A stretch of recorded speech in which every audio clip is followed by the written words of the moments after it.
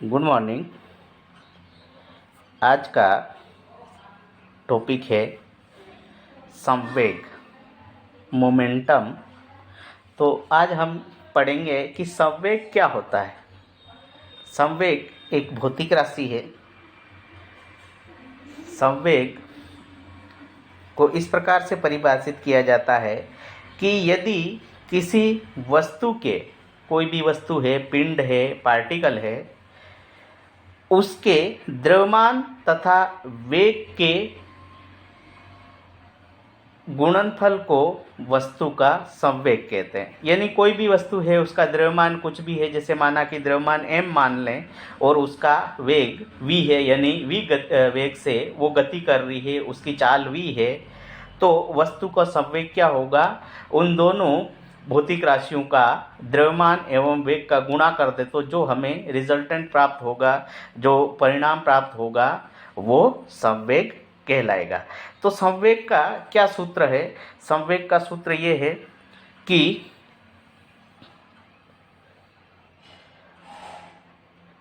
यदि वस्तु का द्रव्यमान m एवं वेग v हो तो वस्तु का संवेग p बराबर m v होता है। यहाँ पर m क्या है? द्रव्यमान है, v वेग है। तो वेग क्या है? एक सदिश राशि है। तो संवेग क्या होगा? इसी वजह से संवेग क्या होगा? सदिश राशि होगा। तो संवेग कौन सी राशि? सदिश राशि है या अदिश राशि है पूछा जाता है तो आपको क्या बताना है? सदिश राशि है। सदिश राशि क्या होती है? वे राशियां जो उनके परिणाम के साथ साथ दिशा को भी व्यक्त करती है, तो उस प्रकार की राशि को सदिश राशि कहते हैं। अदिश राशियां कौन सी कहलाती है? वे राशियां जो ओनली परिणाम को व्यक्त करती है, यानी उनका कोई दिशा नहीं होती है, तो उसको क्या कहेंगे? अदिश राशि कहेंगे। तो यहाँ पर जो संवेग है उसकी दिशा क्या होगी? तो दिशा जानने के लिए हमें क्या करना पड़ेगा कि वो पार्टिकल है या पिंड है, वो किस दिशा में गति कर रहा है। जिस दिशा में गति कर रहा होगा वही संवेग की दिशा होगी। इसका मात्रक हम जानेंगे। तो मात्रक क्या है? मात्रक होता है, जैसे यहाँ पर सूत्र से हम देखेंगे तो सूत्र से आप देख रहे हैं कि P बराबर, P क्या व्यक्त करने का इसका नोटेशन है संवेग का, P बराबर m गुणा v होता है। v, तो यहाँ पर m का मात्रक क्या होता है? द्रव्यमान का मात्रक होता है किलोग्राम। v का क्या मात्रक होता है? मीटर प्रति सेकेंड। तो क्या हो जाएगा? इसका मात्रक केजी मीटर प्रति सेकेंड या सेकेंड की पावर -1। अब इस सूत्र से हम क्या ज्ञात करेंगे? विमा। तो इस भौतिक राशि संवेग की विमा क्या होती है? तो केजी। केजी को हम किस में व्यक्त करते हैं? m से व्यक्त करते हैं। ये मीटर है, मीटर को किस से व्यक्त करते हैं? l से, विमाओं में। और सेकेंड को t से, लेकिन t सेकेंड की घात क्या है? -1 है, तो यहाँ t की घात भी हम -1 लेंगे। तो v में सूत्र क्या हो गया? m l t -1। यहाँ m की घात 1 है, l की घात 1 है, t की घात -1 है। m क्या है? द्रव्यमान है, l लंबाई है और समय t समय है। अब हम ये संवेग होता क्या है? एक्चुअल में संवेग क्या होता है? तो हम संवेग की हमें क्यों जरूरत पड़ी? तो संवेग की जरूरत इसलिए पड़ी कि जैसे यहाँ पहले चित्र में मैं देख रहा हूँ कि कोई ये आदमी है, कोई इंसान है, तो ये बोले हैं, जो कोई पार्टिकल है, पिंड है या गेंद है, उनका वजन है या द्रव्यमान है 1 किलोग्राम। दोनों का समान द्रव्यमान है, लेकिन गति किस वेग से कर रही है? ऊपर वाली जो गेंद है वो 10 मीटर पर सेकेंड के वेग से गति कर रही है और नीचे वाली 5 मीटर पर सेकेंड के वेग से गति कर रही है। तो ये ऊपर वाली 10 मीटर और नीचे वाली 5 मीटर पर सेकेंड के वेग से गति कर रही है। तो अब इस इंसान को इन बॉलों को रोकने के लिए ज़्यादा कठिनाई या तकलीफ किस में होगी? तो आप इससे देखेंगे कि जो ज़्यादा गति से वेग कर रही है उसमें उसको ज़्यादा कठिनाई होगी, कम गति से वेग कर रही उसमें कम कठिनाई। तो हमें यहाँ से साफ पता चल गया कि जिसका वेग ज़्यादा है उसको हमें रोकने में ज़्यादा कठिन होगा और जिसका वेग कम है उसको रोकने में कम कठिनाई होगी। अब हम दूसरी गेंद लेते हैं।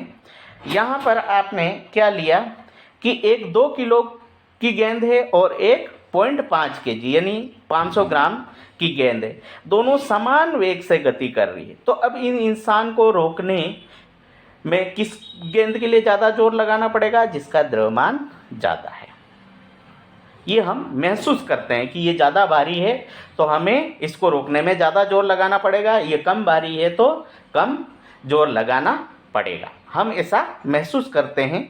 लेकिन तीसरी चित्र में हम क्या देख रहे हैं कि एक गेंद 2 किलोग्राम की है, वो 10 मीटर पर सेकंड के वेग से गति कर रही है और दूसरी गेंद 1 किलोग्राम की है, वो 15 मीटर पर सेकंड के वेग से गति कर रही है। तो अब आपको किस गेंद को रोकने में ज़्यादा वेग लगाना ज़्यादा बल लगाना पड़ेगा, ज़्यादा आपको जोर आएगा, कठिनाई आएगी। तो यहाँ हम ये नहीं बता सकते हैं कि कौन सी गेंद को रोकने में ज़्यादा आपको कठिनाई आएगी, क्योंकि एक गेंद दूसरी गेंद से हल्की भारी भी है और इनका वेग भी अलग अलग है। अब हम कैसे पता लगाएं कि किस गेंद को रोकने में हमें ज़्यादा कठिनाई होगी? तो यहाँ पर हमें संवेग की ज़रूरत पड़ती है। यहाँ पर संवेग हमें ये बताता है कि संवेग भौतिक राशि है, वो हमें क्या बताती है कि कौन सी गेंद को आपको रोकने में ज़्यादा कठिनाई होगी, यानी ज़्यादा बल लगाना पड़ेगा, कितने समय के लिए लगाना पड़ेगा ताकि वो गेंद स्थिर हो जाए। यानी आगे से गति करती हुई आ रही है, आपको रोकनी है तो आगे उसकी गति, उसका वेग होगा, लेकिन जैसे ही आप पूर्णतः उसको रोक देंगे, पूरी तरह उसको आप रोक देते हो, स्थिर कर देते हो, इसका मतलब उसका वेग शून्य हो जाता है, 0 हो जाता है। तो इसलिए हमें उस पर क्या, उसके विपरीत दिशा में एक बल लगाते हैं, हम जोर लगाते हैं कि वो वस्तु वहाँ पर रुक जाए। तो उसके लिए हमें किसकी ज़रूरत होती है कि दोनों का गुणनफल जिसका अधिक होगा उस वस्तु को रोकने में ज़्यादा बल लगाना पड़ेगा और जिसका गुणनफल कम होगा उस वस्तु को रोकने में कम बल लगाना पड़ेगा। तो यहाँ पर हमने देखा ऊपर वाली 2 × 10 20 kg मीटर पर सेकंड होगा, नीचे वाला 15 kg मीटर पर सेकंड होगा। तो ऊपर वाली गेंद को रोकने में आपको ज़्यादा बल लगाना पड़ेगा, नीचे वाली को रोकने में कम बल लगाना पड़ेगा। अब बल कितना लगाना पड़ेगा, कितने समय के लगाना पड़ेगा, ये हम आगे इसका एक बल एवं संवेग में संबंध आएगा, उसमें पढ़ेंगे कि कितने समय के लिए हम बल लगाएं ताकि उसका संवेग है वो शून्य हो जाए। अब हम इसी के अंतर्गत एक बल के बारे में थोड़ा सा पढ़ लेते हैं कि बल क्या होता है। तो बल या फोर्स, तो बल क्या होता है? बल हम जनरली बल यानी हम बल को प्रयोग नहीं करते, हम इतना जोर लगाया, इस वस्तु को तोड़ के यहाँ से वहाँ ले गए तो इतना थक गया, या हमें इसमें भी यार जोर आया, इस प्रकार की हम बातें करते। तो वो जोर एक्चुअल में हम उस वस्तु को, उसका स्थान परिवर्तन कर रहे हैं, उसकी गति में परिवर्तन कर रहे हैं या उसको गति दे रहे हैं, तो उसमें हमें बाहर से कुछ ना कुछ हमें जोर लगाना होता, उसी को हम बल कहते हैं। यानी बल के द्वारा हम किसी वस्तु की गति को बदल सकते हैं, उसकी स्थिति को बदल सकते हैं। स्थिति का मतलब है कि एक जगह से दूसरी जगह ले जा सकते हैं। गति से मतलब है कि वो उत्तर में गति कर रही है तो उसको हम बदल के दक्षिण में कर सकते हैं। उसके अलावा कई प्रकार से उसकी विराम अवस्था में है तो गतिमान कर सकते हैं। तो इस प्रकार का जो हम जोर लगाते हैं उसी को बल कहते हैं। अब बल की परिभाषा या बल का सूत्र क्या होता है, यहाँ पर देखते हैं हम कि बल का क्या सूत्र होता है। तो वस्तु के द्रव्यमान तथा त्वरण के गुणनफल को बल कहते हैं। देखो, वस्तु का द्रव्यमान आप उस वस्तु से ज्ञात कर लेंगे, त्वरण कहाँ से ज्ञात करोगे? तो त्वरण क्या होता है, किसी भी वस्तु के वेग में परिवर्तन की दर को त्वरण कहते हैं। यानी समय के साथ उस वस्तु के वेग में परिवर्तन होगा तो ही त्वरण उत्पन्न होगा, अन्यथा यदि एक कांस्टेंट स्पीड से वस्तु चल रही है उस केस में त्वरण शून्य होगा, क्योंकि वेग में परिवर्तन, इसकी परिभाषा क्या है, वेग में परिवर्तन की दर की वजह से त्वरण उत्पन्न होगा। तो वेग में परिवर्तन पहले 10 मीटर पर सेकेंड था, आगे जाके 20 मीटर पर सेकेंड हो गया। कितने समय में हुआ? जैसे माना कि 20 सेकेंड में हुआ तो वो वेग में परिवर्तन हो रहा। क्या हो रहा? 10 से 20 हो गया तो 20 - 10 = 10 मीटर पर सेकेंड स्क्वायर। ठीक है, तो ये वेग में परिवर्तन होता है, तो उसी की वजह से त्वरण उत्पन्न होता है। तो किसी भी वस्तु पर आपने कितना बल लगाया है, तो आप कोई वस्तु स्थिर अवस्था में हो और उसको धक्का दे देते हो, वो गति करना शुरू कर देती है। तो गति किस वेग से जिस बिंदु पर आप ले रहे हो, t समय बाद उस वेग पर जितना, उस बिंदु पर जितना वेग होगा उससे हम त्वरण निकाल लेंगे। तो यदि वस्तु का द्रव्यमान m है और उसमें उत्पन्न त्वरण a है, तो बल बराबर F बराबर m × a। यहाँ पर a सदिश राशि है तो बल भी सदिश राशि होगी। बल एक सदिश राशि है एवं बल की दिशा कौन सी होगी? त्वरण की दिशा के अनुदिश यानी त्वरण जिस दिशा में होगा, त्वरण की जो दिशा होगी उसी दिशा में बल की दिशा होगी। जैसे यहाँ पर कोई वस्तु m है जिसका द्रव्यमान v1 यानी स्थिर 0 यानी वेग नहीं है, इसका मतलब वो स्थिर है, उसको आपने कुछ बल लगाया और t समय बाद उसका जो वेग है वो u प्राप्त हुआ। तो इससे त्वरण क्या होगा? a बराबर v2 - v1 यानी v2 - v1 बटा t। कितने समय में हुआ? t समय में हुआ। तो ये इससे आपका एक्सेलरेशन या त्वरण प्राप्त हो जाएगा, और इस त्वरण को इसके द्रव्यमान से गुणा कर दोगे तो कितना बल लगाया था इसमें इतना त्वरण उत्पन्न करने के लिए, वो मात्रा या उस भौतिक राशि का हमें पता चल जाएगा। अब इसका मात्रक क्या होता है? तो F बराबर ma होता है। m द्रव्यमान है, उसका मात्रक होगा kg, और त्वरण का मात्रक आप जानते हो मीटर पर सेकेंड स्क्वायर होता है।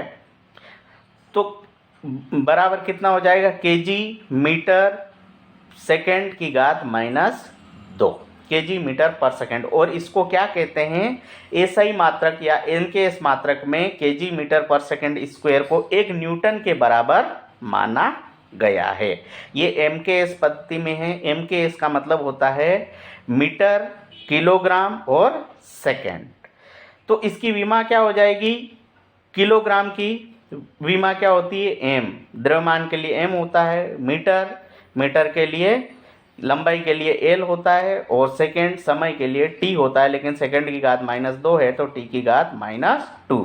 तो m l t -2, m की पावर 1, l की पावर 1, t की पावर -2। अब यही जो मात्रक है वो दूसरी पद्धति हम 2-3 पद्धतियों के बारे में पढ़ते हैं, CGS, FPS, MKS। तो CGS होता है वो सेंटीमीटर ग्राम सेकंड, यहाँ पर हमने किलोग्राम मीटर में लिया, उसी को सेंटीमीटर ग्राम सेकंड में लेते हैं। तो इसमें क्या मात्रक हो जाएगा? किलोग्राम की जगह क्या हो जाएगा? ग्राम हो जाएगा, मीटर की जगह सेंटीमीटर लंबाई का मात्रक, और सेकंड की जगह सेकंड। तो ग्राम सेंटीमीटर पर सेकंड की घात -2, और इसको CGS में क्या कहते हैं? इस ग्राम सेंटीमीटर पर सेकंड स्क्वायर को 1 डाइन के बराबर मानते हैं। और इस 1 डाइन